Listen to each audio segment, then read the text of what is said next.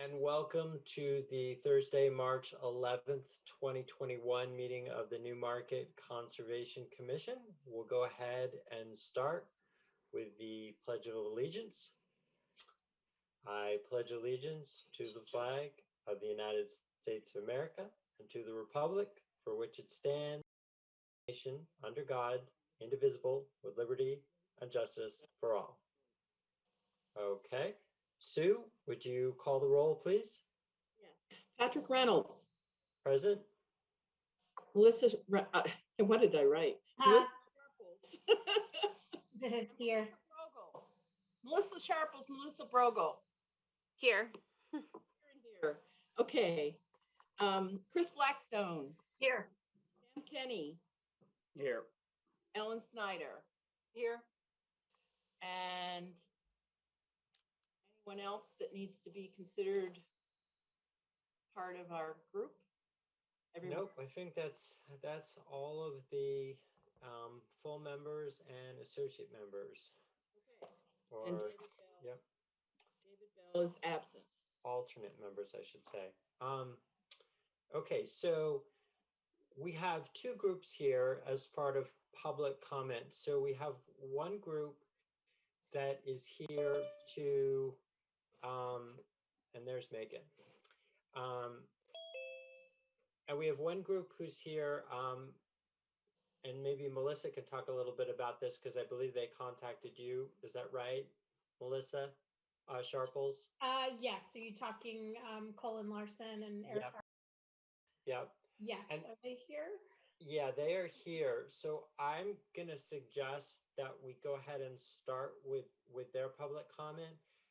We also have several people here from 75 Neal Mill Development to answer some questions from us. But theirs is going to take, I think, going to allow more time for that. So I'm going to go ahead and bump Colin up to start. So Colin, if you want to go ahead and unmute yourself and just tell us who you are and where you live and what you're here to tell us about. Okay, great. Can you hear me? Yep. Awesome. Colin Lawson. I live at 23 Lamprey Street in Newmarket. And I am interested, along with Eric Harder, who is with me as well tonight, potentially to ask how we go about getting permission to basically create a hiking trail through the Schultz Place conservation property. Directly across the street from me on Lamprey is the access trail to a short stretch of trail that goes between Lamprey Street and Dame Road. And I'm not sure the name of the development. Eric, do you recall the name of that? The Boulder development? Yeah, Colin, it's part of a bigger discussion that we're having Great. in the coming weeks about Boulder Brook Trail. We've been discussing as well. So this is building off of that. Okay, great. So the Boulder Trail is used by quite a few people. Just hiking that short stretch, maybe it's a little bit under a quarter mile. And what we would propose to do, or hope to talk to whomever we need to talk to, is to extend that over to other conservation land that connects to the Schultz Place property. And looking at the tax maps, I'm not really sure. There's 3 properties in there, and it's Black Hawk Corporation is the name of the entity, I guess, that owns a significant chunk of that, at least from what I could tell from the tax map. So we're just trying to understand what is the conserved land in there, what's available to potentially develop a small trail system on, and how we would go about it. Eric, do you want to share anything that I might have missed? No, I think you covered it really well. I think it would really help both of us to just have a good idea of what land that's there is conservation and available for trails as opposed to private property as well. So we talked a little bit about this, I believe last month, just because someone brought up that property, and I believe Ellen had some memory of the proposal. So I think it was a proposed development. And as part of that proposal, they set aside some open space, but there's never actually been a subdivision developed within that area. So our best guess is that it's certainly not on our conservation property list of land that the Newmarket Conservation Commission is managing or has an easement on, as far as anyone here knows. My guess is that it's still privately owned, that if it was to be developed, would be set aside as open space. So it still shows, if you pull up like the New Hampshire Coastal Viewer map and you pull up by lots, it probably does show as open space. But I don't know that it's open to the public. Is it posted right now, the property? It seems like the properties that have been developed as part of that Boulder Road development, a couple of the landowners had posted what seems to be their property boundary. But other than that, I have not seen anything else posted out there at all. Yeah. Okay, because the Boulder Trail, we are going to work with the folks at that subdivision. They've got an HOA, and we're going to be working with them over the next couple months. And I don't think there's any doubt that that trail will continue to be open to the public. But we need to work out the details with them on that. But anything on the Schultz property would be, I would assume, a different property other than the Boulder Drive development property. I think we're talking about two different properties. I think there's Cheney land in between them as well. Yeah. So does anybody know who the Blackhawk Corporation is? They seem to be listed as a significant owner in probably at least 3/4 of the land out in that particular area. And I didn't know if that was maybe a spinoff from the Cheney Corp, because it incorporates what I thought was some of Cheney's property, the community garden area being one of them. So I'm not sure if that's, a holding company that's somehow connected to Cheney or not. It could well be. I just don't know either, Colin. Yeah. I'd suggest either checking with the town clerk. They can maybe give you a little more on who that is, but also Diane Hardy, the planner, to see if she's got a file on that property, because I think what Patrick said is my memory. I think this is a pretty old proposed subdivision that never happened. So yeah, I would check Diane, because she would, presumably there's a file that says what the proposal was, and then it just never happened, and it may be grandfathered, but maybe it all can be open space. We don't know. I'm looking online, and it does seem to be Cheney. Yeah, and I work for Trout Unlimited, and I've had some interactions with Mr. Cheney Jr. About some property that they own in Milton. Long story short, I think they're going to sell it to Moose Mountain Greenways. So I've had some interaction with him, met him in his office, and if I'm not stepping on any toes, I'd be happy to reach out and have a conversation with him and just see if he is the owner there, or if he knows who it is. Yeah, I think that's fine if you want to do that, Con. Again, we don't currently have an easement on that property or anything really related to that property under our jurisdiction.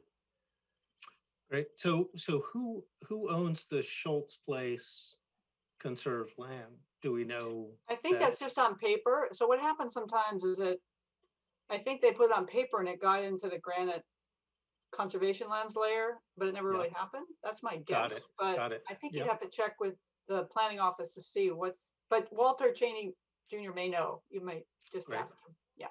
Great. Yeah, I'll dive into that with him and see if we can come up with some ideas and maybe come back to you that the Conservation Commission maybe, made some sort of ask of use of that property for public trail access. They might be willing to do that unless they have some plans to do it. I know the parcel that they had in Milton, they just put up, Selt and Moose Mountain Greenways, they have an option on that property. And they got 150,000 from the ARM Fund, if you're familiar with the ARM Fund. And they're looking for the remaining chunk of that funding. They'll need to purchase it. But, you never know. Maybe the Cheneys are, if they're not envisioning developing it, which was the case in Milton, they may end up, looking at some options to maybe unload that and put it into easement or conservation. So, but great. I think I've had my questions answered. Yeah.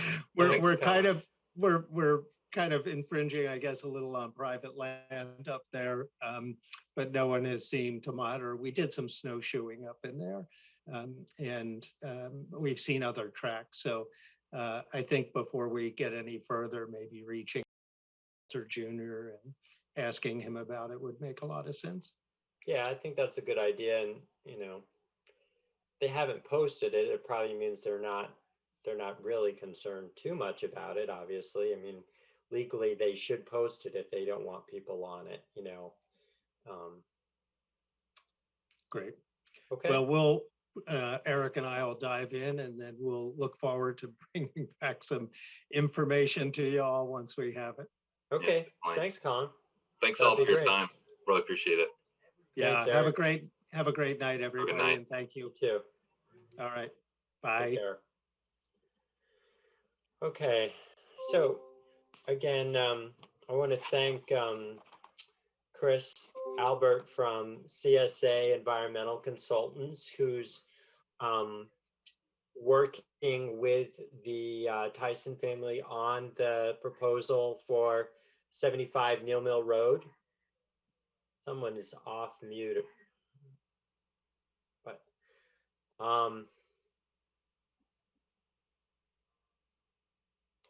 so Chris, Yes, sir. Thank is you. there anything you wanted to say to the group to sort of give us an update as to where you guys are to start out with? And Yeah, we want to have some good introductions. Again, my name is, I'm a wetland scientist, septic designer, and project manager. I own CSA Environmental Consultants out of Nottingham, New Hampshire. Again, on tonight, I've got Julie Tyson, the daughter who's going to be living on the property, building the house. She's on the Zoom meeting tonight. With her is her husband, her father, John Tyson, and his wife, Susan Spinelli. And I believe their attorney, James Scully, is on the side wings as far as in the Zoom meeting. Again, again, good evening, everyone. Yep. Again, this will be, I think some of you know about the project. What we're looking to do is at the end of Neal Mill Road, the Class 6 section, we're looking to construct about a 785-foot long upgrade on the existing Class 6 driveway for that piece. That's approximately 33 acres for a residential house lot. I think you've all received the abutter notices that we're going to be coming in for a planning board hearing. Again, we fall under 674 criteria for a Class 6 road upgrade for a private residence where the town council or selectmen in any type of town, they have to acknowledge and sign off the liabilities for the resident to upgrade, build on the Class 6 road for that residential house. Fortunately, unfortunately, we all know Neal Mill Road is surrounded by conservation land on all three sides. highly recognized as far as the travels and trails. So again, it's something where Julie, the daughter, wants to really work as a good steward with the members of the Newmarket and the SELT and the other agencies about building on the house. So again, we appreciate you guys having us here tonight. Really, this is the kind of the first meeting, as you know, that there's been a notice. There'll be a formal planning board hearing next week on March 16th. At that time, I'm hoping that we're going to try to get into a site walk type scenario where the abutters, interested people, SELT, anybody else, and of course the Conservation Commission and Planning Board can walk the project site, see what we're doing. Again, we're trying to minimize the impacts. We're trying to upgrade the existing kind of woods road that's out there just to a 14-foot wide gravel road, keeping the gravel road within inside the right of way. There'll be over 1,000 foot of underground conduit from the last utility pole into the premises. So again, we're trying to really minimize, keep that, the old 1970 or 1700 effect, Woods Road in effect. I know there's a lot of discussion about gates, and that's something we're here to, we want to work with, the town CELTs. Right now, it's just a gate at the barway. So, my first thought was to have some kind of mechanized gate that Julie could open and close. But again, if there's something that, is accommodating to all parties, we're open for discussion. We did give Patrick, the one plan and profile, the one plan, site plan. And again, there's been correspondence. I did get on the town website, and I guess SELT did put out about a 3-page letter yesterday. Patrick, I don't know if you had a chance to get that yet from them. And then I did, talking with Diane Hardy, I did get the February letter that she sent out to you guys, just kind of discussing the project. And I know Elaine's got some, questions, concerns, and thoughts. And again, it's a residential house on a 33-acre piece of property. I think Julie's going to be a good steward of the land. And it's something where, we want to work with the town of Newmarket and all the interested parties and really get a win-win situation for everybody. And I guess at this time, Patrick, just an introduction. I'd leave it up for, discussion at this point. I think we really need to, have the meeting next week, put some boots on the ground, kind of walk it, talk about it, get some thoughts. We want this to be a good compromise win-win for everybody. So again, it's a 33-acre piece with one single family residential house, minimizing that footprint and really looking at the rest of the acreages for other future conservation easements and other parts. So it's up for discussion. So again, Patrick and the board, I thank you for your time. And again, I guess at this point, we'll just leave it up for questions. Thanks, Chris. So you said, are you planning the walk next week? Or are you talking about going before the board next week? No, we're going for the board on the 16th. That's the scheduled plan. And I think, I'm assuming that the Conservation Commission would be attending that hearing. It's a public hearing, and it's really the first formal step in this process. If you read through the RSA 674 of allowing a resident to build a house on a Class 6 road, it's really the selectmen or town council, in your case with Newmarket, it's their discretion to allow that with planning board input. So again, we've worked with Diane Hardy, your town planner. We've talked to town council with Mr. Fournier and those guys as far as, the process. So we're looking to, kind of make sure we're all on the same page. Diane we did a pretty extensive abutter search with all the abutters all the way down Neal Mill Road. I reached out to RPC, Stratford Regional Planning Commission, SELT, you guys, the Lamprey River Advisory Committee. So again, we want input from everybody. This is a very active trail, as you all know. I mean, I was out there surveying and working on the site. I was seeing 10 to 15 people travel. I met you out there that one day. So it's a very active trail. So again, there's going to be, we're proposing a house. There's going to be a house with, the vehicle trips that have a house on an upgraded gravel road. I know when I talked with Dwayne Hyde from SELT, they weren't too concerned, but now I've got a 3-page letter to kind of go through, and issues that they want. And again, this is all things that we want to put together. We want to make it a working project. Again, it's a very expensive piece of property, as you all know, because I'm assuming the Conservation Commission and other agencies have all tried to purchase it. It's been for sale since the last went around that you guys have done this before. Was it 10 years ago or so, or at least when the current owner came before you all with a little grander scheme. I mean, this is a little simplified. The driveway is a little simplified. Again, there's going to be quite a bit of expense as far as running, the underground conduits. I know there was a question as far as the transformer pad location from SELT. That's something we can work on and putting that in and getting them the profiles and cross sections and all the required documents. But again, it's something where I appreciate your time to have this introduction meeting so we can kind of, work forward to having a good project. I'll open it up to the floor. Are there any questions for Chris? You can start. Hi, Chris. Hi, how are everybody. you? Thanks, good. Thanks for coming. Yeah, I know you're going to take some time to read through SELT's letter, Dwayne's letter, and he has requested some additional information, which some of the things I had suggested in the letter that I had submitted that you would reference. Do you think you're going to put that material together for the public hearing on Tuesday, or? No, I again, it's really, I look at the state as far as my client, and I need direction.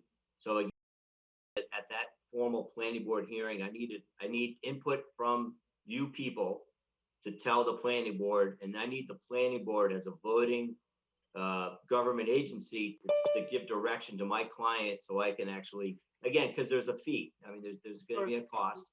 I've done, for the town of Epping, I've done other class 6 upgrades where we've just done a gravel road. And again, this is a different circumstance. I realize that this is environmentally a very sensitive area. So when I first took on this project, it's, that word mission creep. So we've kind of stepped out of the bounds of just, an upgrade of a class 6 road to really looking at the environmental aspects of it. So, plan and profiles and cross sections. I mean, those are typically not what I've done on a class 6 road, which we can do, but I'd really like to go through the formal planning board process to have them, give me that kind of marching orders so I can sit with my client and really look, because again, now on this project, Diane's talking about third party, engineering review, Mark West, who I've known for 30 years, Mark West, environmental reviews and that kind of stuff. So again, I'd like to take it through Tuesday night's meeting, through that process, kind of get the marching orders on what the Conservation Commission, we have SELT's letter, all that, which I just got just now. So, we'll put all that together and then go back to, the Tysons, Julie, and look at those costs and kind of formulate that. It's going to take time to put that together. I think maybe, and again, this is discussion on whether or not we want to have a site walk before or after all that gets done. Because again, it's going to take me some time to put that together. The field work's done. It's just engineering time of cutting profiles and sections and putting all that detail together. And then, it's a matter of really of, timing. They're under a purchase and sale agreement timeframe. I know when I talked to Diane Hardy, your town planner, when we originally took on this project, we were looking at a 6-month time frame on something like this to go the back and forth through this process. So I think, tonight, I appreciate your guys' time tonight. If there's any quick things that you can see that we can kind of digest or respond quickly, but I think Tuesday night would be the key meeting. And then, however the chairman of the planning board wants to work on a kind of a site walk, if we want to have that, that weekend, or if we want to wait, Diane asked me to predict the weather. So I was trying to predict the weather. So it's kind of hard with snowstorms and we want to get out there and see it, with no snow on the ground, of course. And, we're not on a plastic table. We're in a good weather right now, but who knows what 2 weeks going to bring. But again, I appreciate your time of coming out tonight on Zoom and giving any type of feedback you can have early on would be greatly appreciated. I'll just follow up real quick because I think it's, it's in the letter that I had submitted, but some of the things that in terms of the broader Conservation Commission, some of the, it is obviously you've outlined, it's really a significant site for lots of reasons. I think the Class 6 road itself and, what's going to happen with the driveway and the underground utilities, I think sort of addressing that in more detail, given that we have conservation land on both sides and it's it is a unique spot. I think the recreational use, we have a trailhead there now, and people come in from Oldie Road. So it's just hugely significant recreational trailhead. So how that's going to interface, with the residential situation. And then the property itself with the wetlands and I think the potential habitat wildlife values there and somehow addressing that, looking at natural heritage data and the wetlands data. I think those to me are the three, from my perspective, some of the three big areas to explore a little bit more. Yeah, and there's also a cemetery on site, which we've identified, which is key, because that's kind of what it's somewhat historic. There were flags out there, for the families that lived out there. I did identify it. Like I said, I am a wetland scientist, so I did, identify a small wetland finger on the corner piece. But again, we're looking at a residential house on a 33-acre piece. So I don't know how many of us. I have 25 acres. I wish I had 33. So I don't know too many of us that have the ability to own 33 acres. And then what, I think you've got you as a board have a good opportunity with Julie. She comes from Vermont and she's a big environmentalist up there. And we can talk some more about that later. But again, I think she's wants to be a good steward of the land. So I think as a win-win situation, we found a good person to be a good steward of the land, as opposed to, of course, conservation would be the best. But I don't know whether that's going to happen at this point. If the town of Newmarket could, put together the X amount of dollars to outbuy the piece of property. I mean, it's been on, for sale for years now. But I think it's, we've got to look at that, what we can do to kind of make it palatable. I hate to use, that's probably not the best word, palatable, but to make it work for everybody, where maybe we can work with Julie and, getting other conservation pieces set up in there. It is a beautiful piece of land. I mean, it's a Henry Thoreau, it's the Frost, walking the trails, and you look through the fields, and unfortunately the fields are like the gem of that tract, which somebody else owns, which is unfortunate. I walked it all the way from Newfields all the way back, walking it and just trying to get a visual aesthetics of what a house would look like. And it will have an impact, but again, it's about, property rights and working with that compromise on what's the best fit for that 33 acres and what's the best fit for a piece of property that's for sale. One thing I just want to ask, so you were sent a letter, is it on the planning board website or was it on your website? Because I didn't see that on the link today. Are you talking about my letter? Yeah. Yeah. I sent it to, Diane has it. It was February 10th. So I think it's in the packet that she has. All right. Maybe because I had the letter from her to you on February 10th. So I didn't know, maybe. No, that's mine, I think, what you're looking at. Oh, okay. So it's okay. Oh, it's I copied it's her. addressed to the Concom. Yeah. All right, that's all right. Yeah. That's the one. So I have, okay. I thought it was the Conservation Commission's letter. That's why. So when I saw two, I thought it was from her. I'm sorry. Yeah, that's okay. No, glad you have it. Yeah, no, I'll go through that again.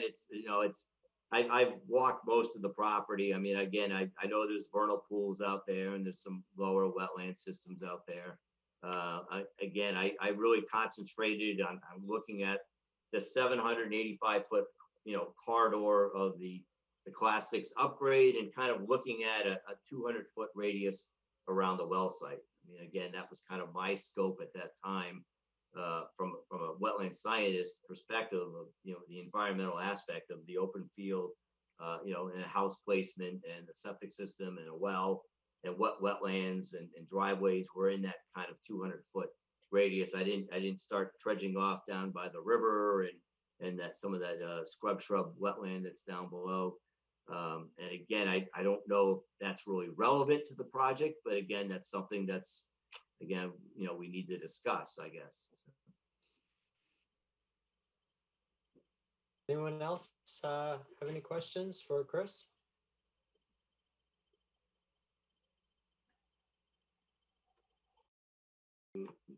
Chris, thanks for coming before us. My day job is kind of doing what you do, so I'm sympathetic to what it's like on the other side of the table. I think your approach makes some sense of waiting to see what planning board says, and you have some input from Ellen, a little bit from us, some from planning board, and some from CELT, and then at that point you can kind of see what the consistent comments are. But yeah, maybe following next Tuesday with planning board, trying to set up something in the field or some sort of site walk at some point when it makes sense, I think might be of value for everyone to kind of get out there and fully understand the ideas that you guys are having. Yeah, I mean, I always, I've been doing this for 30 years, and you sit on a desk, you see two graphics on a piece of paper, and until you're really out there. I mean, I did a project for the city of Dover.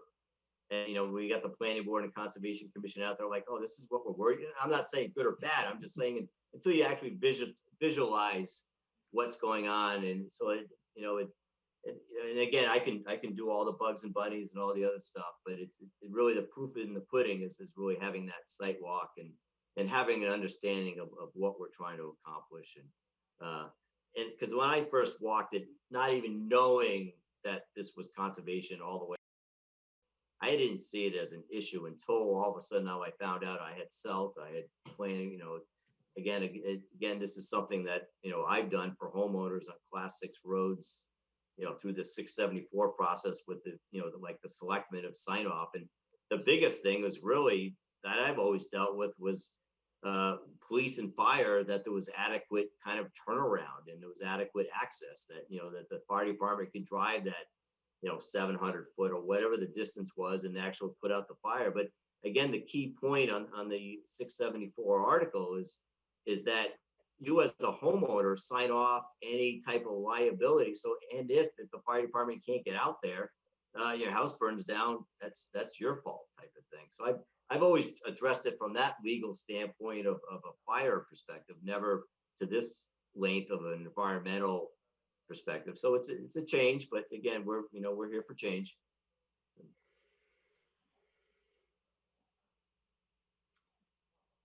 Okay. It doesn't sound like there's any other questions. Again, it sounds like you're going to have your meeting next week with the planning board. More details will be presented at that point, probably from both ends, and then a site walk. And then I'm assuming probably another return trip to the before going before the town council. Yeah. So I would estimate that, like you said, we can tune in to the meeting for the planning board. We will certainly try and have people there at the site walk, depending on when that is. That always affects people's availability on our commission because some of us are working full time, so it's sometimes hard to get away. And then I would expect at that point, after that site walk, before the next planning board meeting, we would offer our comments at that point on the project.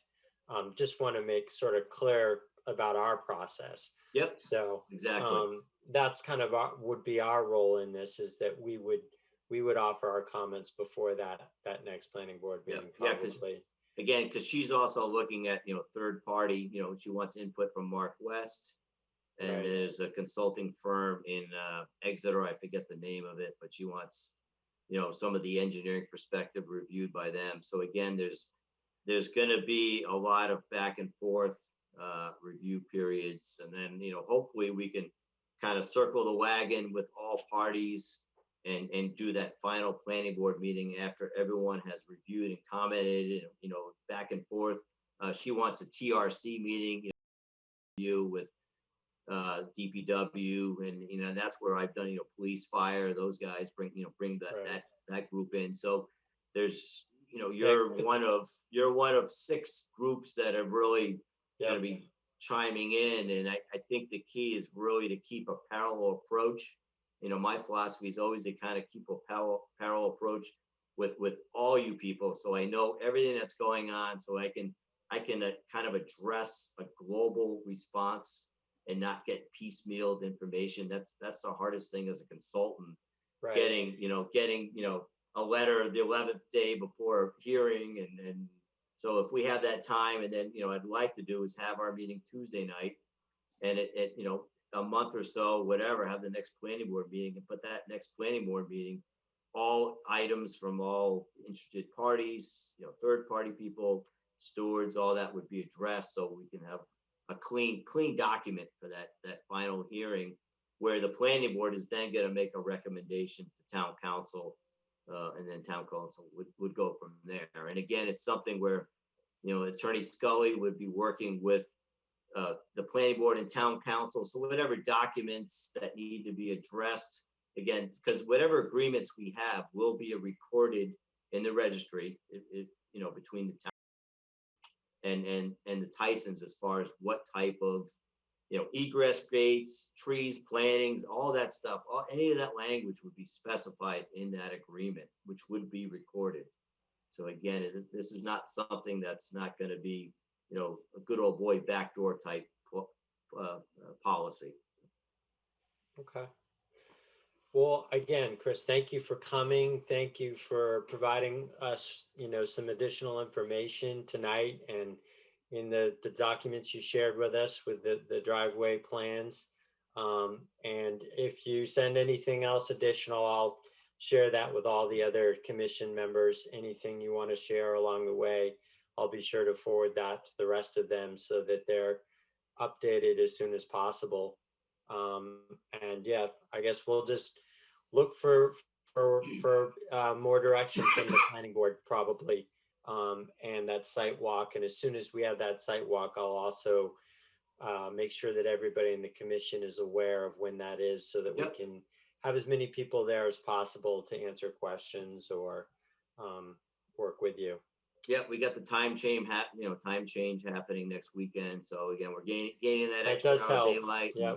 And I am, I work 7 days a week, so we can come out Saturday and Sundays. I'm always available. So again, I want to make it accommodating to you, not me. So again, it's something where we want to have time for all parties. So hopefully, again, the commission members would be present for next Tuesday night to at least get that feedback, and at least, get that dialogue in, and then be able to address the site walk and be part of that. Any other, before we let Chris go? No, everyone all set? Okay. Well, thank you again, and right. We'll be talking in the future, I'm sure. Thank you, Patrick, Elaine, board members. Thank you. Thank you. All right. So, did everyone get a chance to review the minutes from February 11th?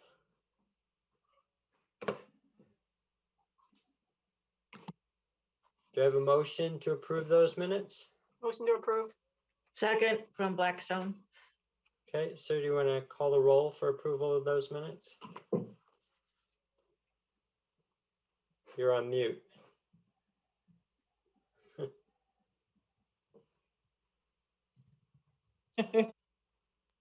There. No, Yes. Nope, you're good. I'm good now. Nope. All right, maybe I'll call it, since Susan's having technical difficulties. Chris? Hey. Ellen? Yes. Sam? Yes. Melissa? Yes. And Patrick? I'm an I as well. But we Okay. don't have a planning board representative to And you could appoint an alternate, though. Well, you we've could got a appoint- quorum though, so I wouldn't typically appoint. But yeah, I'm assuming we'll get someone new to replace Sarah, but we might not get that until after the March meeting, which is next week. I'm hoping we'll get someone. Okay, treasurer's report. Alan, did you have a treasurer's report for us? Sure. Okay, so the balance in the conservation fund is $250,131.76. And we got $90.68 interest. That was the only revenue. No expenses. No land use change tax deposits. The balance in the general fund is $1,081.31.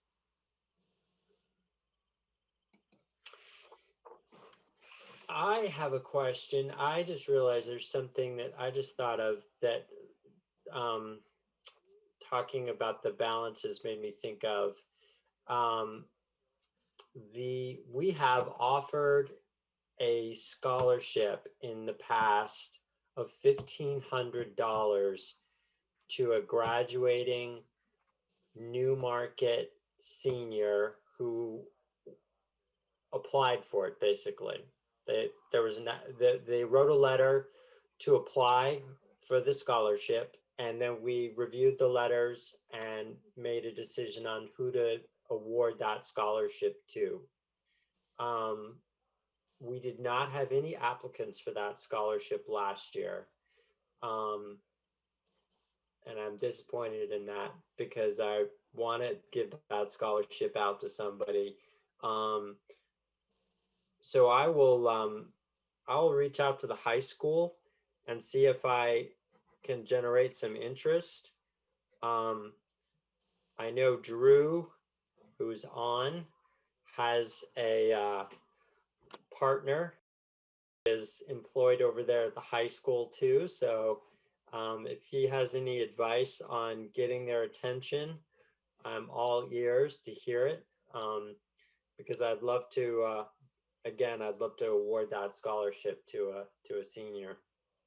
Patrick, is there some description of that, or how do we send that? Yeah, I can look for it. Yeah, I'm sure we have it. Drew, I think would confirm that we do. Let me look and see if I have that.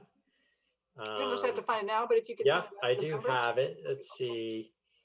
Scholarship announcement. So I will send that out.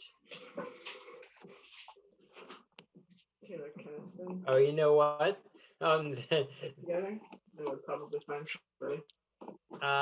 Here's what it said basically. I mean, I can forward it to you, but it just says we sponsor $1,000 scholarship. So I was wrong with $1,500. $1,000 scholarship for a graduating student that is pursuing further education related to resource conservation.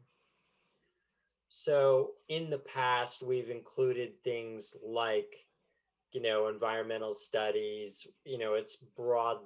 We were fairly broad with that resource conservation study. And I don't know that I have anything else on it other than that. I don't know if Drew remembers any other facts about the scholarship. No, you hit it pretty well there, Patrick. Okay. The only thing I would add is it'd be good to send it to both, I think, the guidance department, high school guidance department. Okay. And probably the student council representative to the school board. Okay.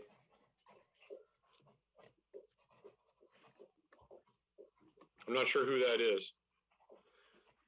Yeah, I'm sure I could find that on the town website, town and school website. Oh. I have a question, Patrick. Sure. One of the things that we've never gotten back from this fellowship is that we've never heard back from those who've received it. Melissa, we've never posted a picture, but we've only had our website a little while. But Drew, whenever you go and give the scholarship out on awards night, I don't know how they're going to handle awards night. I don't know, but it'd be nice to know what these students eventually to do. I mean, $1,000 is a good scholarship, so it'd be nice to find out. Yeah, I mean, historically, we've gotten a thank you letter, and you know, they've Yeah. more or less said it's either gone towards tuition or books. Be interesting for us to lift a couple of sentences out of their essay that they send in and even post that on social media saying Conscom awarded blah, blah to so-and-so and have something, you know, a gray bar lift out of their letter, out of their application or essay that they write us to vie for the scholarship. I was just going to say something similar. I think that's a really good idea. What else was I going to say? Oh, they might have like a student environmental association club at the high school. A lot of high schools and colleges do. So I don't know if Drew knows that or if we could find that out. Might not be necessary. It could be that the student council would forward it to them anyways, but you know, just in case. Yeah, I think environmental club is a great idea. I think we might send it also to the senior class advisor. That might be an adult who could picture what we're talking about when we say this whole full spectrum of choices that come under our definition of who qualifies for the scholarship. Is there a FFA branch here in Newmarket, or do those FFA kids, are they from the Seacoast Technical School? I don't Because a know. lot of the FFA stuff would really pertain to the kind of stuff we're looking for. They've got a whole horticultural department, a whole hort department. Yeah, I haven't I don't heard think of there's that. a local branch. Yeah. I don't Okay, think so the we- FFA kids might just be out of Seacoast. But if you're a Newmarket resident, is that what matters, or do you have to go to Newmarket Junior Senior High School? Because I know we've got kids in town who live in Newmarket, but half of their day is over at the Seacoast Technology School. And they're an FFA there. Just to complicate things. Yeah, I think we've only reached out to the school because that was the only way we had of identifying students in Newmarket, right? So I would certainly say if they're within those programs, but I don't know how to necessarily reach all of those possible charter schools or private schools or parochial schools that there potentially could be out there that have Newmarket students in them. Well, the school, our own school has to account for all the kids in the district. So they should even be able to tell you how many kids are homeschooled, but they live in Newmarket. Yeah. And they should be able to tell us how many kids are at school X, Y, or Z. Like that, it's incumbent upon the admin to account for the population in their district. And there are families that figure out how to go under the radar, and I'm sympathetic to that. I get it, but for the most part, you want me to work on that? Chris, that we would, what would we do at that point? So we would be reaching out to all those people, or?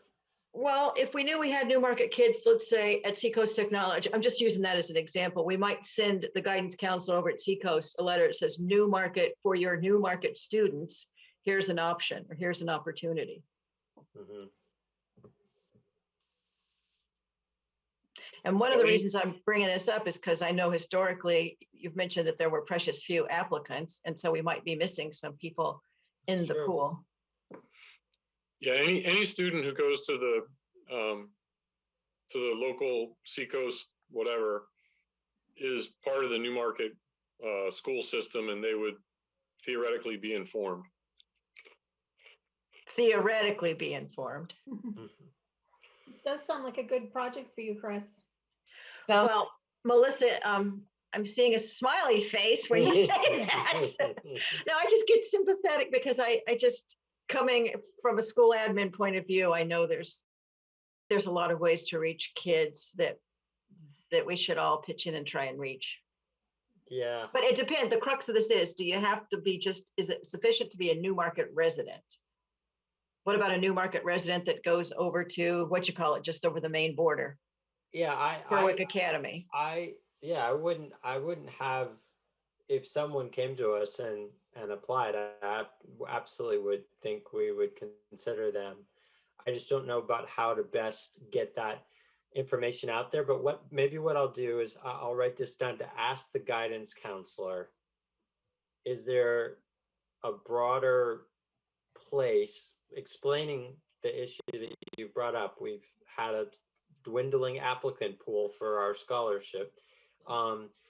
Is there a broader place we could post this? So I don't know if there's a clearinghouse place for scholarships, right? And you could say any Newmarket resident of any Newmarket, New Hampshire resident qualifies for this scholarship if they're a graduating senior in 2021 going to college. They can apply for this scholarship. Yeah, just describe that we're looking to reach Newmarket kids that might go to other schools. How do they recommend that we do that? Yeah, I'll ask that question. Thank you. We could also put it on social media. I mean, just from a more general standpoint, and really marketing the idea rather than a call for names and the people who are maybe in different towns, going to school in different towns. Just advertising the fact that we do it in general. Yeah. It might give the junior something to aspire to in the senior year. You never know. And we could use the past letters or essays as part of that. Who has those? Sue, do we have record of those? I don't have any records of those at all because I have some records of those. I can look and see what we have. We have a few things on file. Do I have some past award winners? Do I have my gray bucket? You might. I'll look. Okay. I'll look. Anyway, that whole treasurer's report down that rabbit hole. So I apologize for that. I should turn it back over to Ellen to see if she has anything else to say after I took us completely off track there. And I helped. All set on treasury. Okay, thanks. Megan, did you have anything to share from the town council? Yeah, just a couple things that worth noting. First of all, sorry I missed the February meeting. I'm not sure what happened, but that was totally on my end. But in January, we had talked about the Riverfront Advisory Committee. And so that has since been convened. Sam, you were there, I believe, right? So that has convened. And the town manager is reaching out to UNH. Some students had worked on a project around pedestrian walkways and potentially looking at a bridge and these types of things. So the town manager is going to reach back out to UNH to see if there's any faculty or courses that are interested in partnering with the town on that part of the project. But the other part being Living Shoreline.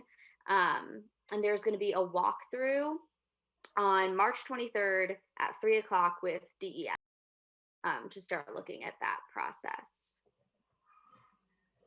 I'll repeat it because I see everyone writing. March 23rd, 3:00 at Shada Park. And then I also just thought it was brought up very briefly during the last meeting, but I thought you folks might be interested on the solar array project. That the town is currently working with legal counsel on right-of-ways and easement issues. So just a little tiny update there. Where is that solar project located? Ooh, you asked the good questions, Patrick. I am not sure. That was in the meeting minutes when I went through to write it down, but I will check on that next week. Okay. I think Sam has some updates too on the Riverwalk or the Riverfront Committee.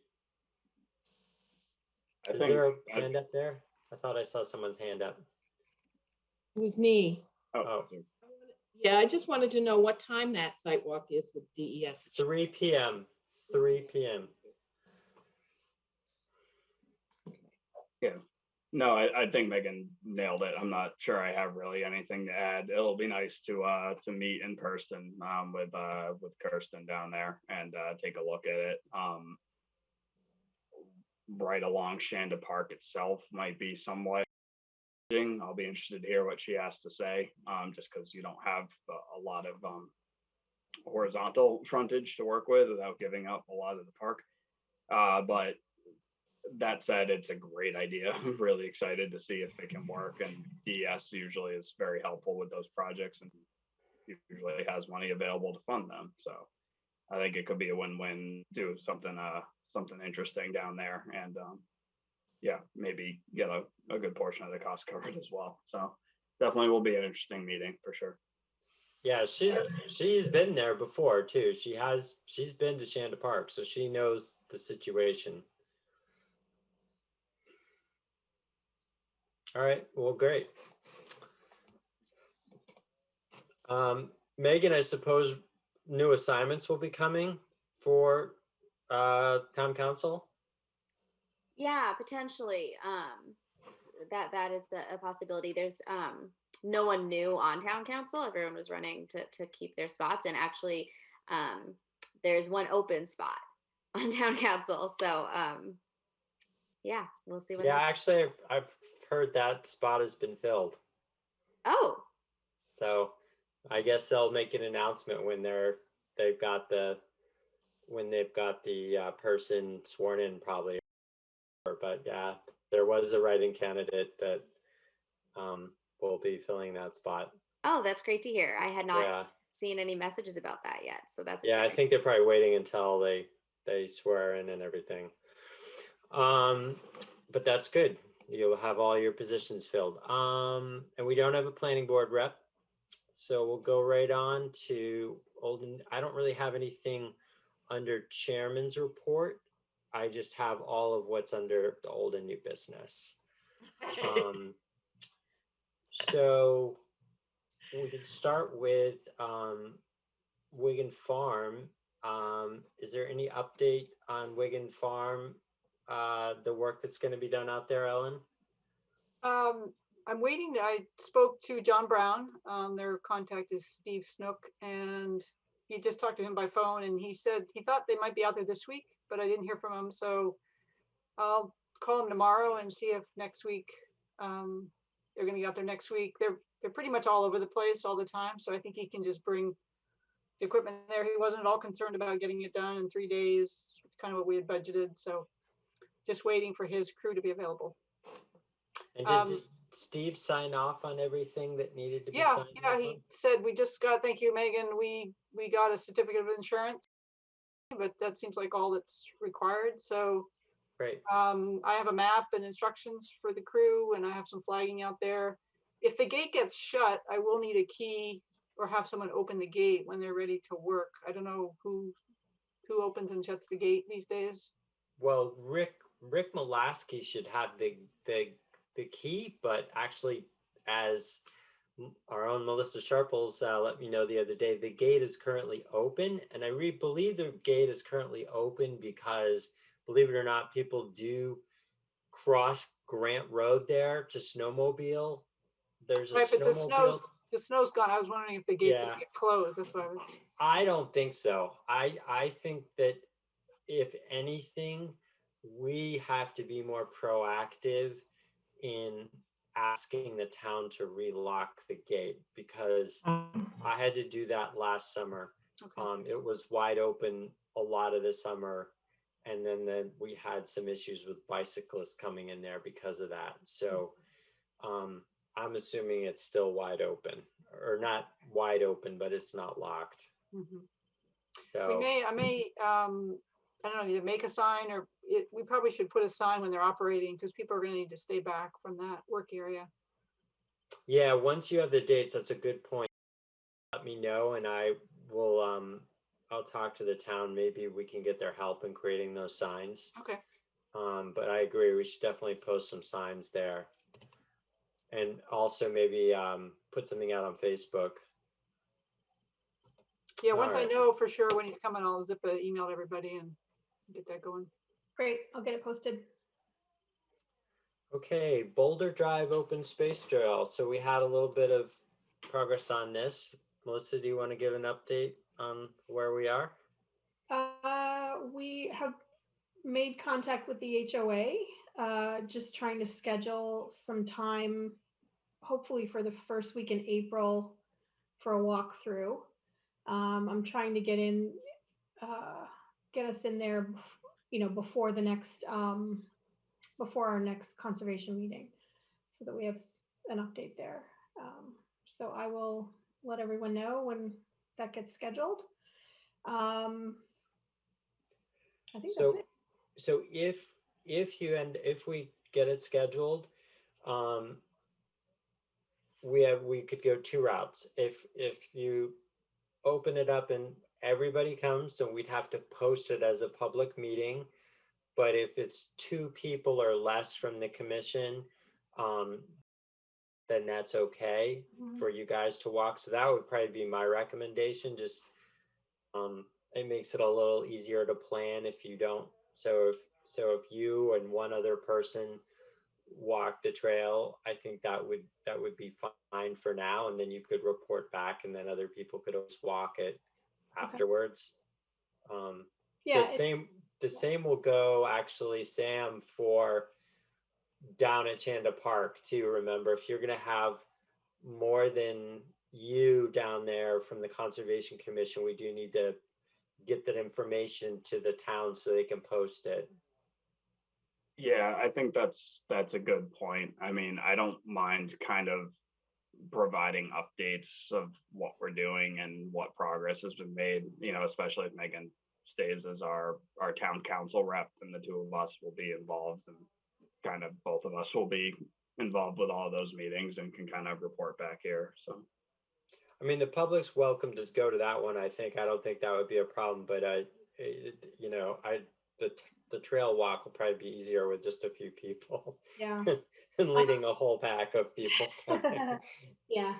And if if between now and the next meeting, anybody wants to walk through, I'm happy to do it one-on-one, show you where it is, walk you through it. And if you wanted to join us with the HOA contact, I can set that up too. Okay, great. Thank you. All right. So we already covered 75 Neil Mill Road, but just to reiterate the timeline as we have it now, the planning board meeting will be, I believe, next Tuesday. You can certainly go onto the town website. The agenda will be posted with the Zoom link, just like ours. You just click into that Zoom link and you can attend that way. They will then schedule, it sounds like, a walk before there would be another meeting with the planning board. So there could be, if that's March meeting, they might not have the next meeting until May, depending on how long of a list of items they give to work on. So we'll wait and see, but I certainly would like as many people as possible to be at that site walk, because I think that would be really helpful. And then again, period, that's at some point after that. So let's say if that happened in April before our meeting, we might try and work on having comments ready for the planning board and be able to vote on those by our April meeting. But if that's not possible, then it would be May. But we definitely want to get comments of some sort to the planning board before they have their final vote. Earth Day cleanup. Melissa did a great job in creating a flyer for us. Melissa, you don't happen to have that handy, do you? I do, yeah, I can share it if you want. Yeah, that would be great. Let's see.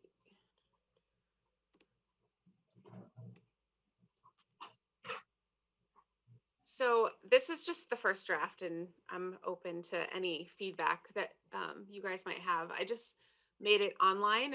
It's square, so it's Instagram friendly. I just used a stock photo. That's not a picture I took of Newmarket, although it looks very much like my street after recycling day. Um, and I was, I have a lot of experience in planning these things. I don't have any experience of planning them during a pandemic. Um, but I thought I would take a shot at a flyer. So I don't know. I have some other ideas too, but I also recognize that I'm really new to the Conservation Commission, so I don't want to, jump right in if someone else really wants to spearhead it. I know Ellen has a lot of experience with stuff like this too. So, and probably others as well. It's really handsome, Melissa. I like it. Oh, thank you. I do. It looks great. Maybe it's a semantic tiny point, but is it organized by the Newmarket Conservation Commission or sponsored by the Newmarket Conservation Commission? I don't know. That's a good I don't know either. But registering to clean up our street or neighborhood, that really was the flavor that Patrick kind of launched the other day when he talked about it. Mm-hmm. Yeah, and I was thinking it would be fun, and I'm fine kind of organizing this part of it too, if we're interested in doing this, is, if people email me to sign up for their street, it would be kind of fun to make a town map of sort of what streets people have signed up to clean up, ask them to post pictures of their cleanup and to tag us. And, if they're able to, maybe make a note of the item they found the most of, or if they're able to weigh the trash bag when they're done with their cleanup. Those are just sort of fun stats that would be great to put out on social media after the fact as well. And it helps people feel like they're, part of something bigger, which I think would be really great. I don't know. It sounds to me like you've got a great plan. I think that you are the right person to be organizing this event. And I think you've really got some great ideas here. I love the idea of people being able to see what streets have been done. And yeah, that's my idea, was to have people posting pictures. The one thing I think we'd probably want to make clear is this is you're responsible for recycling or throwing out the trash, because we're not doing it at a specific time as a large group activity. Right. Everybody's sort of responsible for doing that, as opposed to some of the ones in the past that we did where DPW did go around and pick up all the trash, because we did it on one day. Mm-hmm. But I don't think that's too much to ask, especially if people are doing, relatively short stretches of if their road is, or, I'm going to do, from, one part of Lamprey Street to another part of, Lamprey Street. And then, like you said, they contact and they mark it on the map where they did. I think that's reasonable. I don't know. What do you guys think? I think it's pretty reasonable. I think that people, if we advertise it that it's the whole week, then people can kind of plan, I have a dumpster at my apartment, but I know that my street trash day is Monday mornings. So if I was going to sign up for a cleanup, I might do it Sunday, so that I knew I could just put it out with the trash Monday and not have, a couple bags of random litter, sitting in my garage or wherever for days on end. And I think most people would be willing to do that. I think, and I'm not super experienced with this because, like I said, I have a dumpster at my apartment, but I think some people might be like, oh, I have to use the trash bags that I pay for.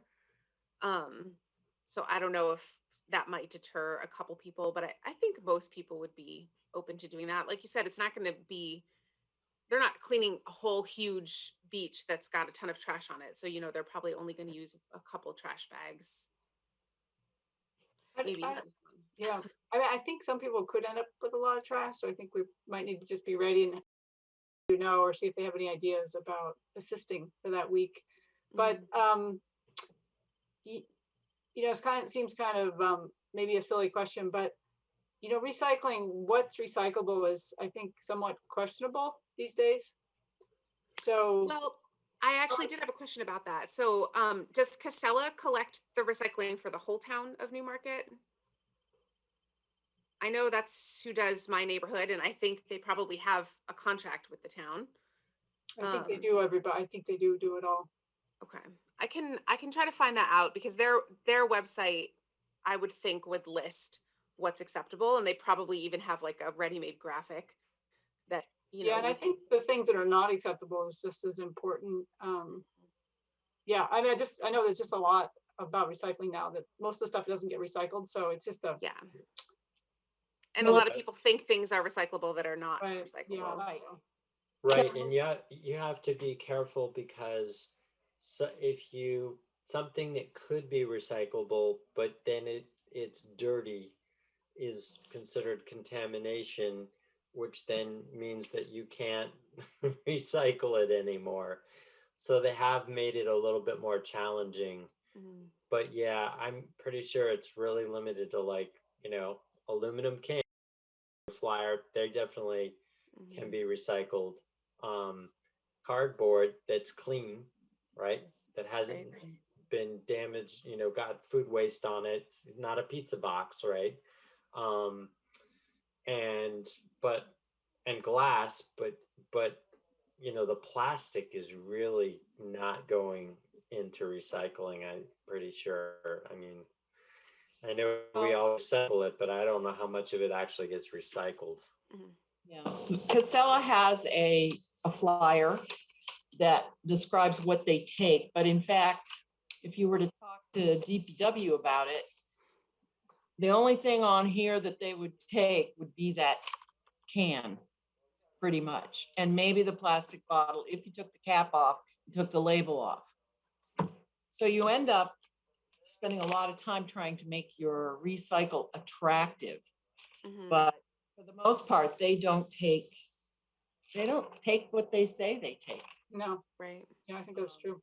And they're putting it aside, as far as I can have read, that they're putting it all aside and only taking like the aluminum cans and some very specific things. And all the rest of it is just kind of going to this side when it will eventually be dumped.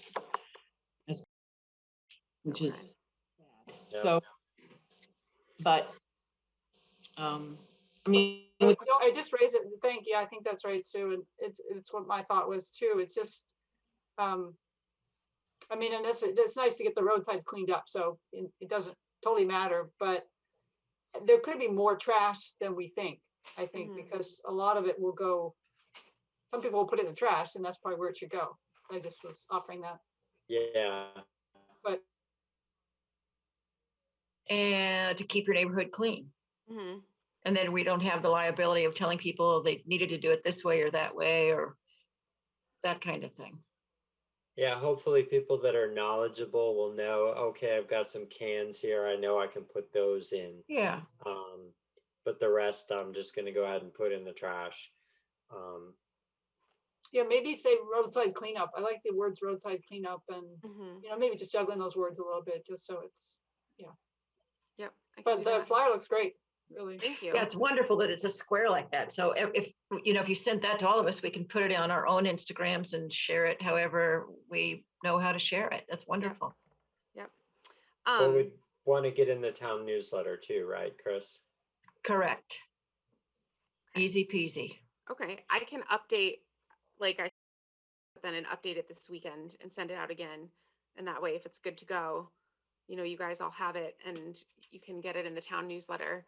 The other thing I was thinking of doing is just sort of drafting my response email for when somebody registers and maybe having a couple of you read through it just as a second set of eyes, and also to make sure that, Everybody hears covered the same thing and you're not on tired one basis. night saying, just pick your stuff up. Thanks. Bye. Yeah. And the other guy gets the whole list of like, well, was it a pepperoni pizza? Can't have any, no pizza box, blah, blah, blah. So if you have a standard thing, that'll be great. Right. Okay. Thanks for putting your own email there and taking that responsibility of it. That's wonderful. Yeah, no problem. The only other idea I had, I know that Melissa runs the social media. I don't mind writing up, you know, a post or two a week between now and then, because it's only really a month away, and just sending her the text, and then she can decide, you know, when or if to put it up on there. They wouldn't be long, you know, just like a sentence, um, you know, that she could attach. She could post with the flyer again as a reminder, if that was okay with everybody. Yeah, and what happened to the Instagram, conservation Instagram when Casey resigned? We still have it. We still have it. And Is it, you've got the key to it? yeah. Oh, Um, good. Post on the Facebook site. Oh, right, because the Facebook is a group, not a page. Yeah. Okay. And I'll get it to Tim. I'll work on whatever Melissa sends me and interface with Tim Kremen for the newsletter for it. For the conservation conversation column. Yeah. Well, thank The you, stock Melissa. photos, the stock photo's nice because it doesn't pinpoint like Aroma Joe's, coffee drinkers, or slobs or something. Like this is good that it's kind of. No, we're not gonna draw any assertions by No, it's just the type gender of or, garbage we pick up on the street. right. No, I didn't mean it that way. I just meant like, because stuff blows from Gully knows where and whatnot. So this is good because there's no brand, there's no nothing here. It's a beautiful picture for that purpose. While we're on the topic of trash and recycling, though, I was thinking of a topic, Chris, if you're still looking for topics, but either somebody from Casella, which I don't know if they would do it, but Rick, or, you know, a little bit of presentation on the status of recycling materials right now. The other potential is Sally Needell, who's is the chair of the Conservation Commission in Durham, and they've been working on figuring out what recyclables they actually make money on. Excuse me. So they're really getting people to target the aluminum cans, the cardboard, maybe glass, and they're doing composting. But it would be maybe having Sally come and talk about how they're trying to figure it out. Because they figured out how much it costs when everybody puts all their stuff together and they're losing money. Yeah. But if you sort it, then they make money. So the town is trying to figure out how to make money on their own recyclables rather than just letting it all go to Casella and they figure it out. So it might be interesting to have somebody. So, Alan, are you saying that they sort it in the sense of they have one box with just cardboard in it and one box with just glass? Yeah, and they're one trying to box with just segregate. I think they do it at their transfer station. They segregate it very carefully. And so if you put it out on the curbside like that, it makes their job easier. Yeah. I don't know quite how their curbside works in Durham, if it's the same as ours. Yeah, because I always wonder that because I watch them throw it in their truck, and because I don't put anything but those three items in because I know it's not being recycled, so I figure I'll just save them the trouble. But I always just see it get thrown in, so I don't know. I'm like, well, it doesn't look like it needs to be separated at the front end there. Maybe in the back end it does, but I don't think we know what happens. Yeah, that's what I was worried. I'm like, yeah, that would be nice. That would be nice. Yeah, if we I think that would be great. That's a good one. I'll work on that. Also, I had a couple of people requested composting, so that could be a handy one. And then I know that in the very beginning of all this, we talked about nighttime lighting and landscape lighting, and if people could now replace their lights with at least yellow out in their yards to help our migrating birds and the nighttime pollinators that are going to be revving up real soon. Motion detectors are better than fixed lighting all the time. Yeah, and you're not keeping a burglar away. They have figured this all out. There's the safety thing that's down the tubes. Just say I don't mind wasting electricity and I can't argue with you, but don't tell me a bogus reason. Sorry. No, that's all right. We got on the topics, but no, it's good. So the last thing we have is Arbor Day stuff and Kevin Martin. So yeah. I reached out to him and he did give me a nice reply. And here's what he typically does. He does speak to groups, but he does get an honorarium. So, which is fine. I mean, he's doing this as a professional, I guess. So my thought would be, and he says it's typically $150, and then he does promote his book as well. my thought would be, does it make more sense if we were going to participate in doing something like that to co-sponsor it with the Newmarket Public Library, or even Newmarket Rec is now doing public talks. I went to one on Native Americans in Newmarket. So there are groups in town that are doing that. And so it might make more sense to promote it in our meeting, but not necessarily have him do it here, have him do it with one of those groups, and we could perhaps partially financially support it. But, you know, he gives the talk and then those groups help us promote it. So a lot of people can attend online or something like that. I would strongly recommend the library. I think that's a beautiful answer. And I know they are doing another one. Acadia Tucker has written 3 books now about container gardening, growing edibles in small spaces. She started out permaculture and acres, and now she's getting to where I want her to be with just a container and very manageable kind of stuff. She's doing a Zoom with the library. Library's doing Earth Day. The Spring Equinox with Sally Cunningham, an author, and Acadia Tucker. And then I just forgot the third one, but Kevin Martin would fit there really well. And they have a huge channel that they advertise their talks with. So does the Rec, but the library I know has an easy peasy budget to split, to co-sponsor things with. Okay. That's Lauren McLaughlin is a kind of the go-to for arranging those. Laura's the go-to. Okay. Lauren McLaughlin. Lauren. Okay. I think I know who she is. She's the one that's not the other 3. Yes, that would by process of elimination. Yep. Okay. Yeah. I'll reach out to her. But does that sound like something, just taking a straw poll, does that sound like something people think would be worth spending some money on to sponsor him to give that talk? Yeah, with the library sounds great. Okay. Yeah. It's a teeny bit of a sticky wicket with the library because they don't take money for authors' books. But the way they're getting around it with Acadia Tucker is the publisher is giving a promo code to attendees. So you buy it on your own and you get that promo code because you attended the library lecture. Yeah. But we could also do it simply by saying to Kevin, look, can we buy 15 up front?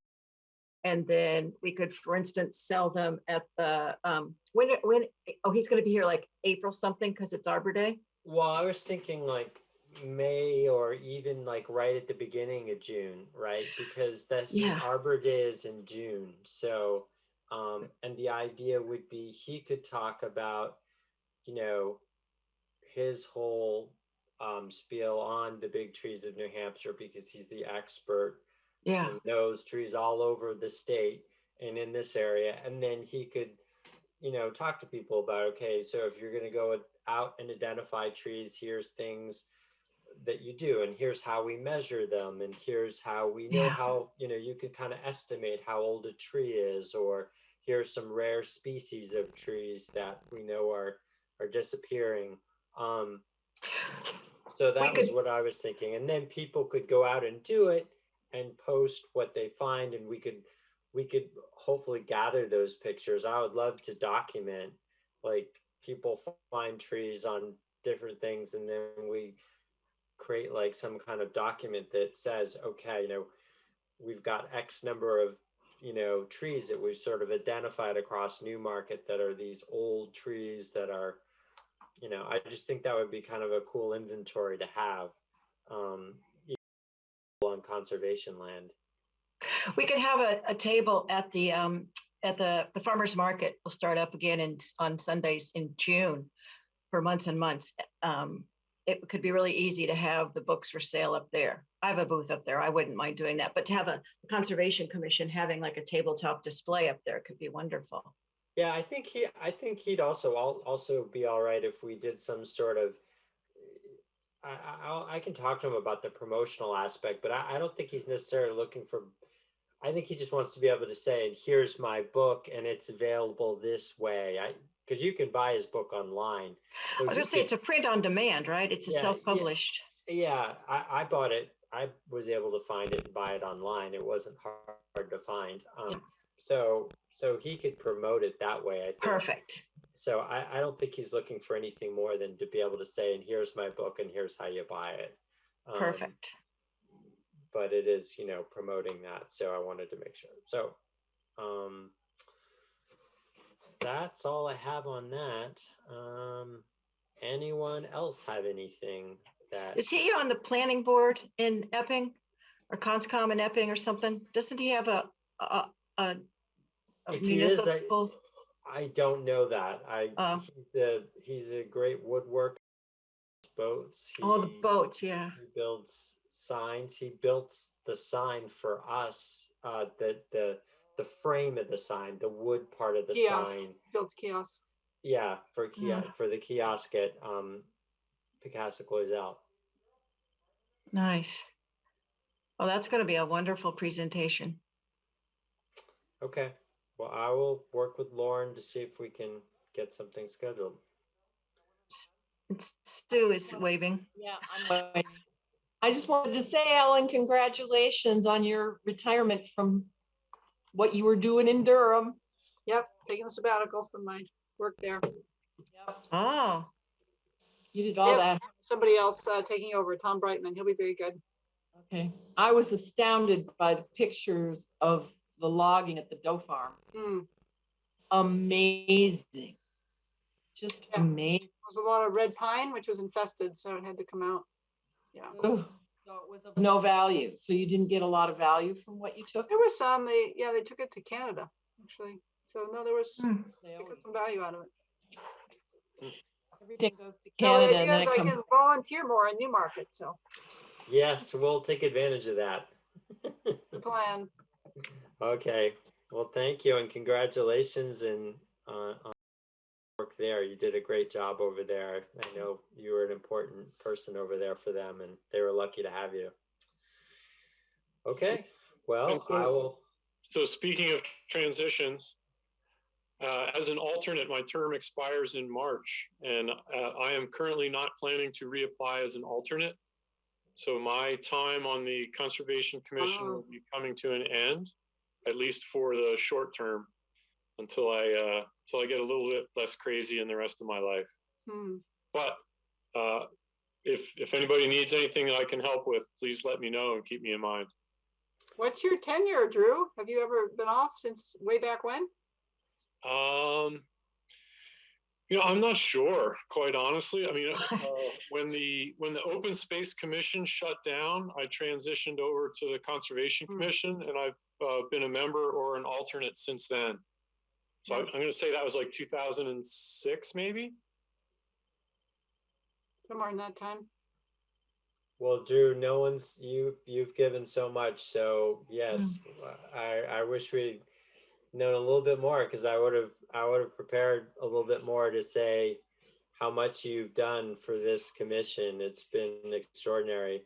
It's been my pleasure to serve, and I've enjoyed.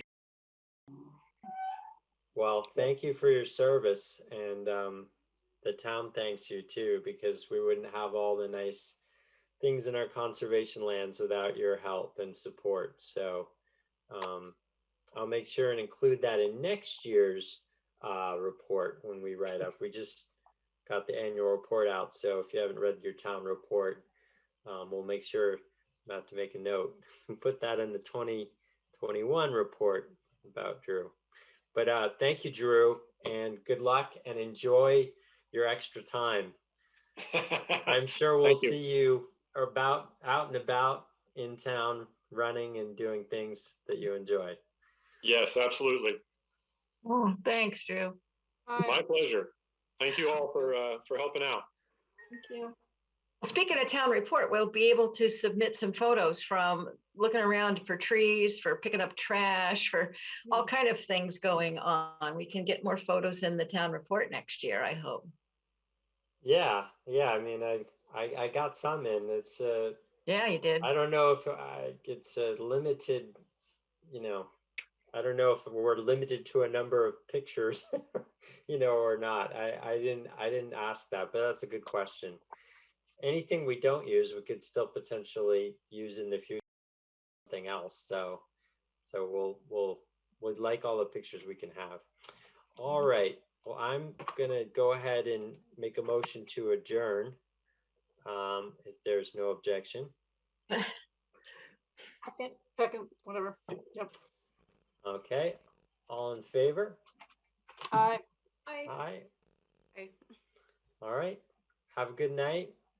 Good night. Take care. It was wonderful to see everyone. Good to see you, Chris. Wow. Thanks. Bye-bye.